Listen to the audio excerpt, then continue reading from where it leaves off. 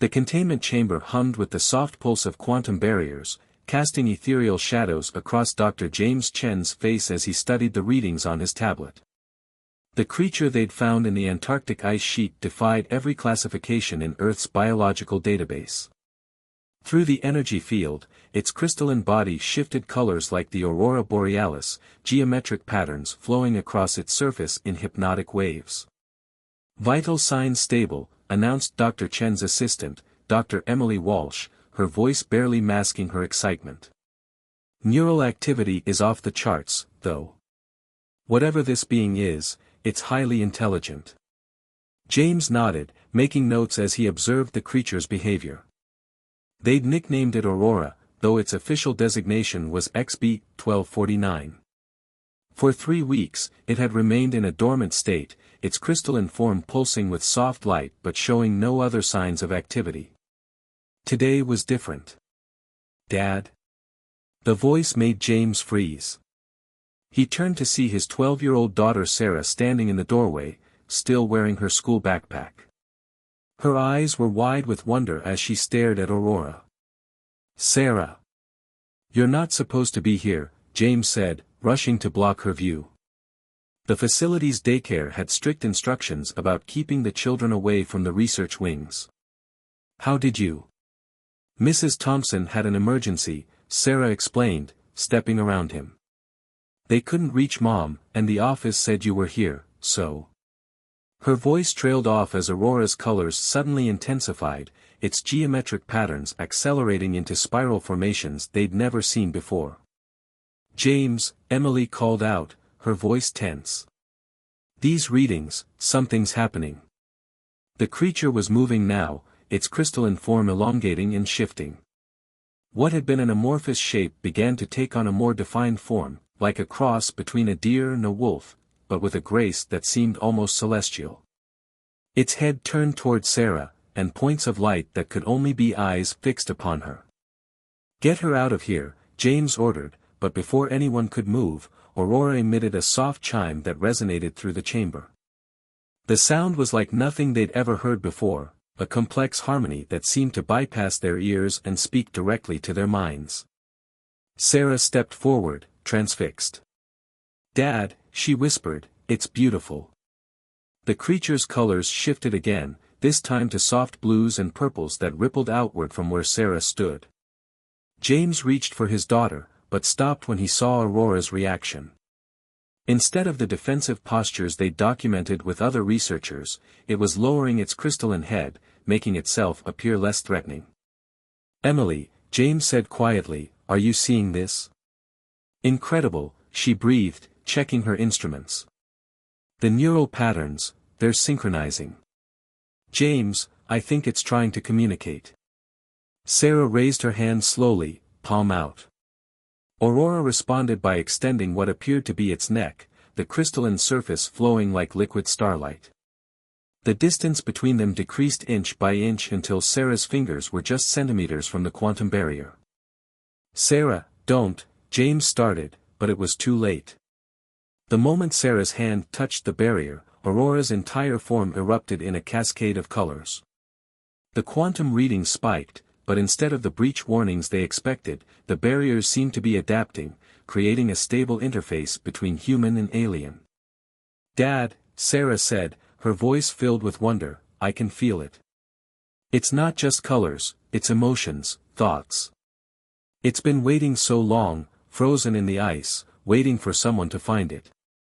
It's not alone, there are others."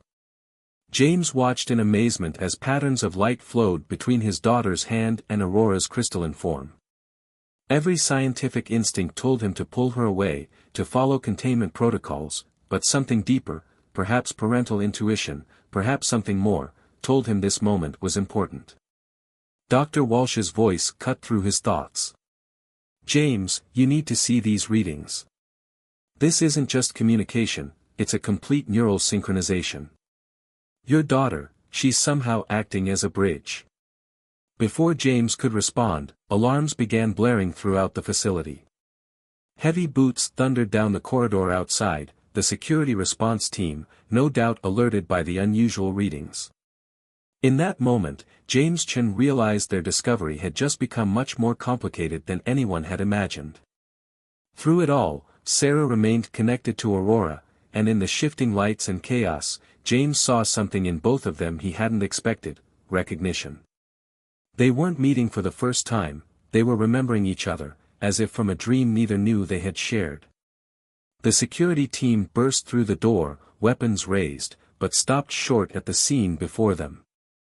In the containment chamber, human and alien stood connected by light in something more profound than any science could measure. And James Chen knew, with absolute certainty, that nothing would ever be the same again. The conference room felt like a pressure cooker as Director Marcus Reynolds paced before the assembled research team. The morning light filtering through the reinforced windows did little to soften his thunderous expression. On the wall-mounted screens, footage of Sarah's interaction with Aurora played on loop, the crystalline alien's colors dancing in hypnotic patterns. "Let me get this straight," Reynolds said, his voice dangerously quiet.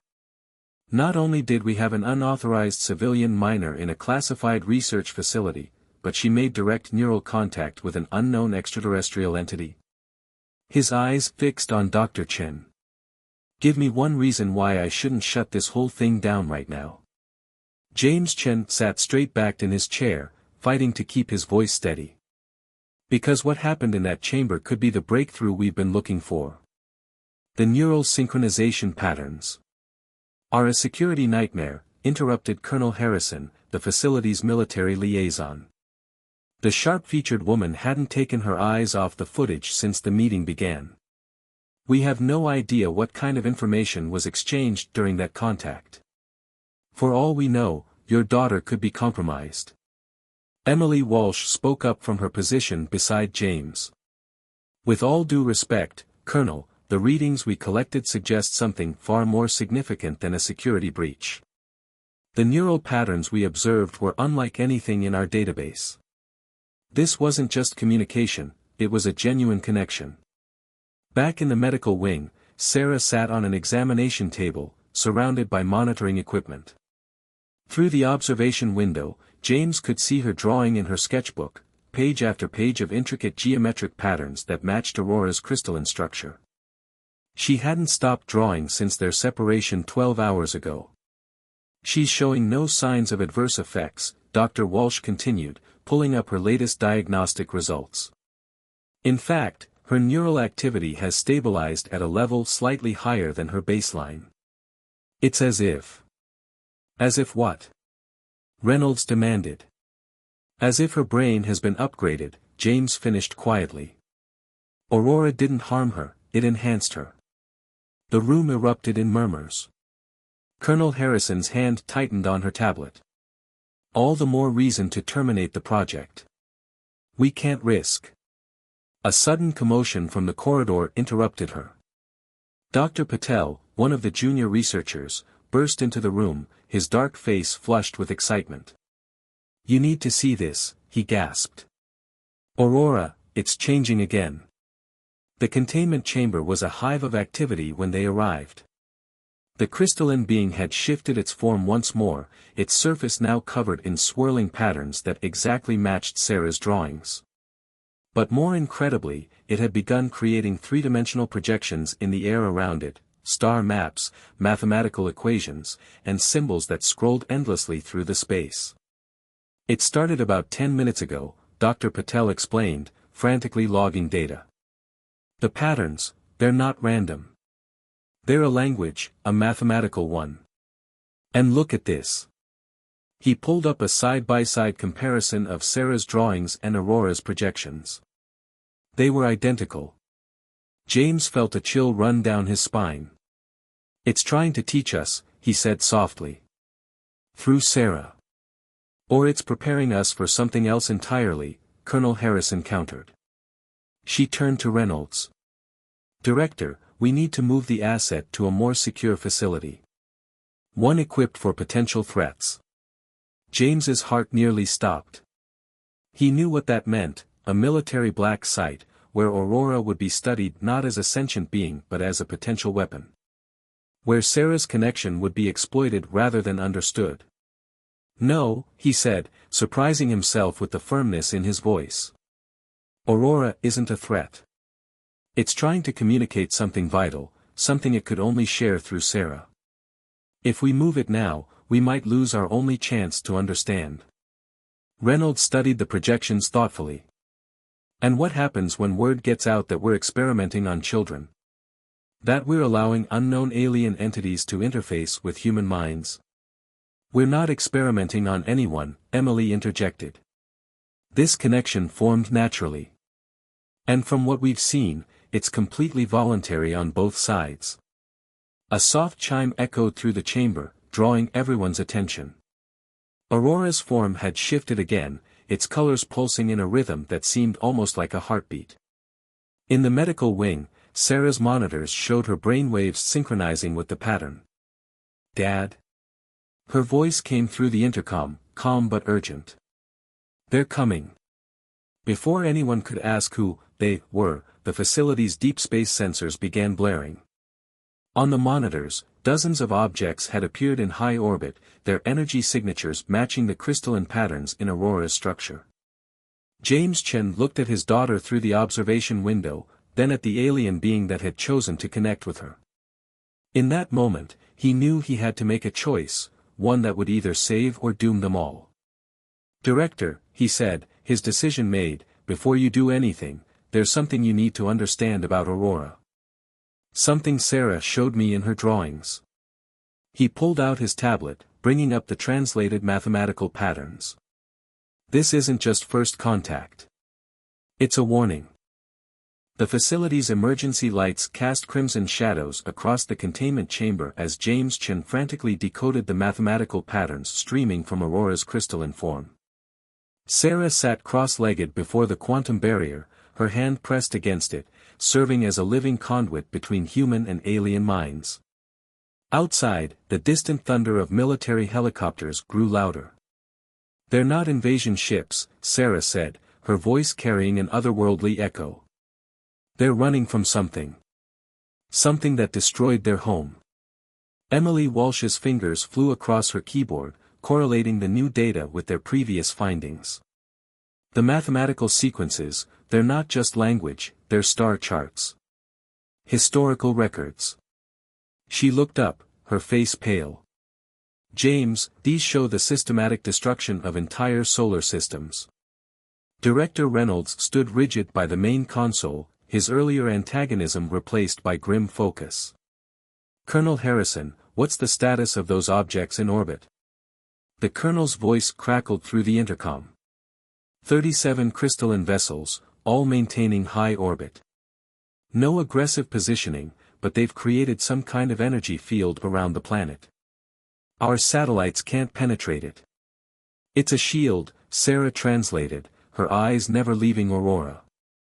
"They're trying to protect us." Through the quantum barrier, Aurora's form shifted into new configurations, its colors darkening to deep purples and blues. The geometric patterns it projected now showed a spreading darkness moving between the stars, consuming everything in its path. "The void," Sarah whispered. "That's what they call it. It doesn't just destroy planets, it erases them from existence. Breaks down the fundamental forces holding reality together." Dr. Patel, who had been analyzing the deep space readings, suddenly straightened. "Director, you need to see this. The energy field the vessels created, it's not just a shield. It's strengthening the quantum stability of our entire solar system." James felt his breath catch as the implications hit him. "They're not refugees," he said slowly. "They're guardians. They've been seeding themselves throughout the galaxy, protecting vulnerable civilizations from this void. And now they've come for Earth," Emily finished. Aurora's chime resonated through the chamber, confirming their conclusion. Its crystalline surface rippled with new patterns, showing scenes from its long journey, the discovery of Earth, its deliberate landing in Antarctica, the centuries spent waiting for humanity to reach a level of development where contact would be possible. "But why Sarah?" Reynolds asked, voicing the question they'd all been wondering. "Why choose a child as your first contact?" The answer came not from Aurora but from Dr. Walsh's analysis station. These neural patterns, she said, studying the readings. Children like Sarah, their brains are still developing, still plastic enough to form new neural pathways. They can adapt to the alien consciousness without rejecting it. They're not just communicating, James realized. They're preparing us. Teaching us how to defend ourselves. Colonel Harrison's voice cut through their revelation. Director, we have a situation. Military command is demanding we turn over the alien entity for secure study. They're threatening to take control of the facility by force.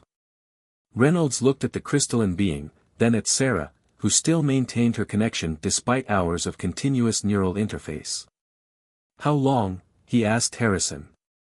20 minutes, maybe less. Sarah suddenly gasped, her free hand clutching her father's arm. They're coming, she said, but this time she wasn't talking about Earth's military. Through their connection, Aurora was showing her something new, a darkness at the edge of their solar system, moving faster than should be possible. The void? James asked, dreading the answer. Sarah nodded. It followed them here. We don't have 20 minutes.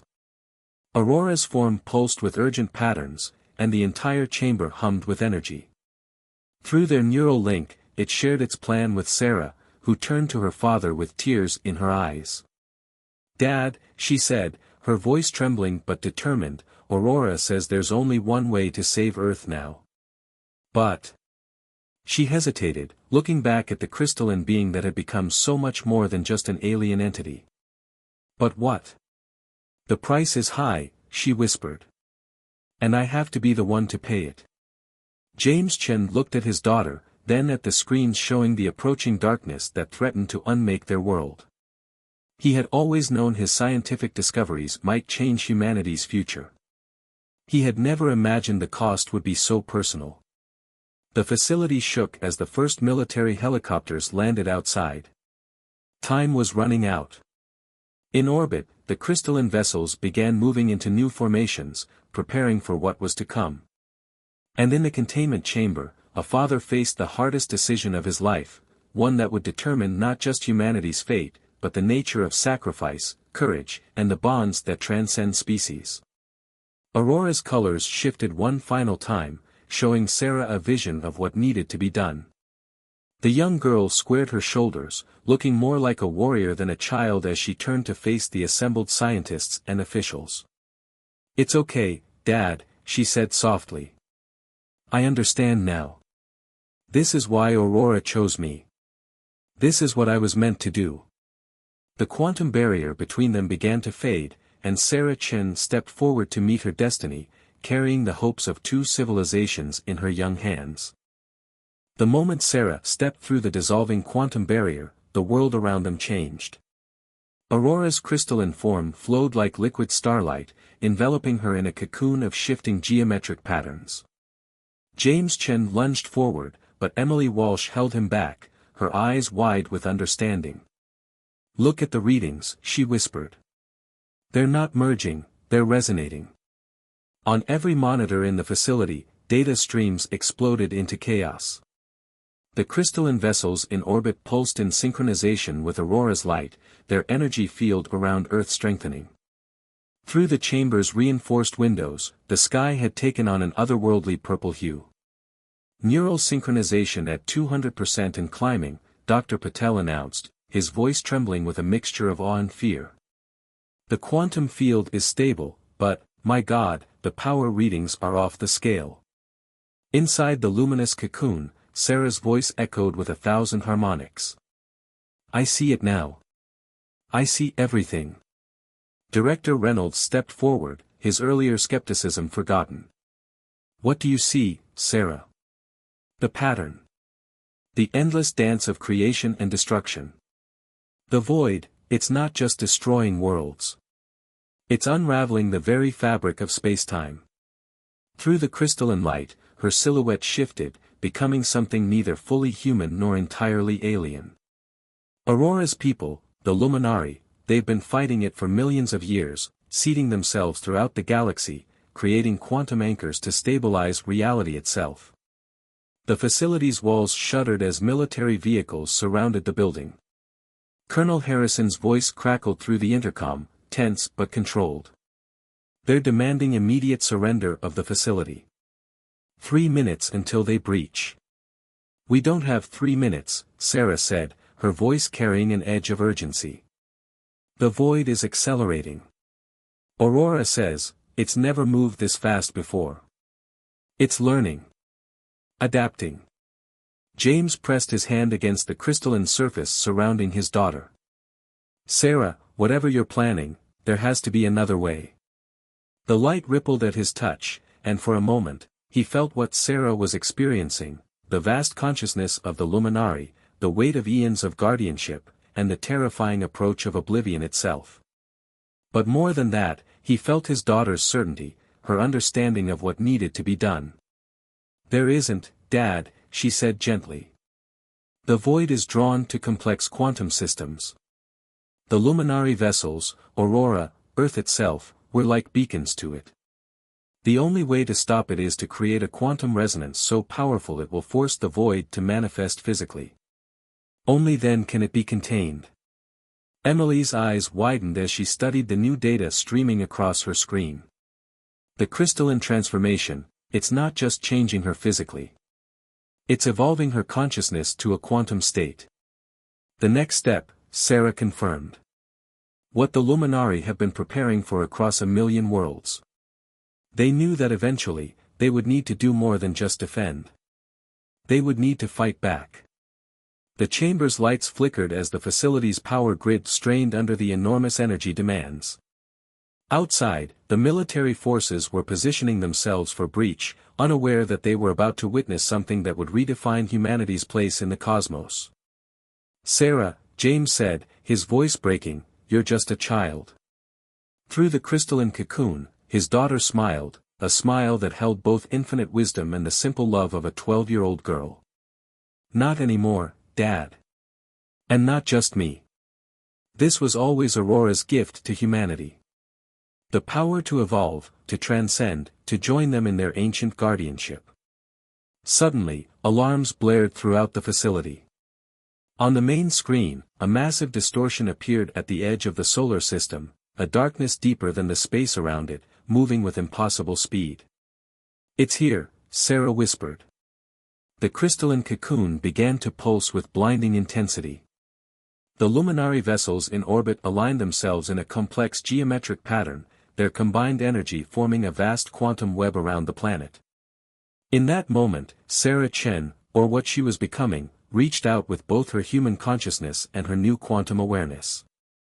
"Dad," she said, her voice now carrying echoes of Aurora's harmonic resonance, "I need you to trust me. And I need you to help the others understand what's coming. This isn't an ending, it's a beginning." James Chen watched as his daughter's form began to shift and change, becoming something beautiful and terrifying and hopeful all at once. In her transformation, he saw not just humanity's future, but the next chapter in a story that had been unfolding across the galaxy for millions of years. The military forces breached the facility's outer doors just as the void reached the edge of Earth's atmosphere. But by then, Sarah and Aurora had already begun their final metamorphosis, a union of human spirit and ancient guardianship that would either save their world or mark its final moments. The chamber filled with light as bright as a newborn star, and in that radiance, the battle for existence itself was about to begin.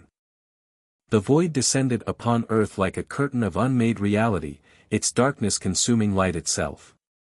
But where infinite blackness should have dominated the sky, a new kind of radiance emerged, the combined brilliance of Sarah, Aurora, and the Luminari vessels forming a crystalline web of pure quantum energy around the planet. In the facility's chamber, now open to the sky after the energy surge had shattered its ceiling, the being that had once been Sarah Chen hovered in a form that defied description. Her crystalline body pulsed with patterns that wrote themselves into the fabric of reality, each geometric sequence a testament to the union of human consciousness and ancient guardianship. "My God," breathed Colonel Harrison, who had rushed into the chamber with her strike team only to stop in awe at the sight before them. "What is she?" The next step, James Chen answered softly, watching his daughter's transformation with tears in his eyes. What we could all become. The void's presence pressed against the quantum shield, testing, probing, seeking weakness. In orbit, the luminary vessels maintained their geometric formation, channeling impossible amounts of energy into the barrier. But it wasn't enough. Reality itself began to warp and bend where the darkness touched it. Sarah's voice resonated through every mind present, carried on waves of crystalline harmony. I understand now.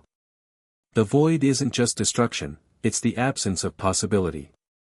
And that's why it fears us most. Through their quantum link, she shared her vision with everyone in the chamber.